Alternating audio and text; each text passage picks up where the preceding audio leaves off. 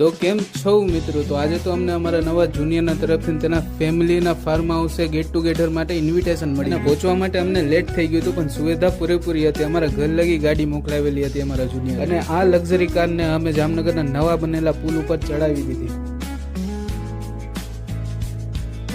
અને farm house સુધી સવારે પહોંચવામાં અમને લાગવાના હતા 45 મિનિટ્સ, એટલે કે પોણી કલાક. પણ સાચું કહું તો આ પોણી કલાકના સફરમાં અમારા ગુગા એટલે કે બેબી બોયને તો જરાક પણ તકલીફ ન પડી, તો ફૂલ મોજમાં. જામનગરમાં તો ઠંડીની માત્રા બહુ જ વધી ગઈ, તો ઘરેથી બહાર નીકળવું હોય પોતા સાથે એક મફલર અને જેકેટ જરૂર સાથે રાખવું. અને જામનગરની કપકપાતી ઠંડીમાં તો આ ગેટ ટુગેધરમાં ઘૂંટાનો પ્રોગ્રામ બનાવેલો હતો, અને આ ઘૂંટો અહીંયા ફાર્મ હાઉસે બનાવેલો હતો, જે બહુ જ મસ્ત. આ ફાર્મ હાઉસ તો બહારથી દેખાવામાં એક નંબર લાગતો હતો, અને અહીંયાનું સ્વિમિંગ પુલ પણ બહુ મોટું હતું. ફાર્મ હાઉસ જોઈને તો મેં એક ટાર્ગેટ બનાવી લીધું કે આગલા 3 વર્ષમાં મારે પણ આવું એક ફાર્મ હાઉસ જરૂર જોઈએ છે.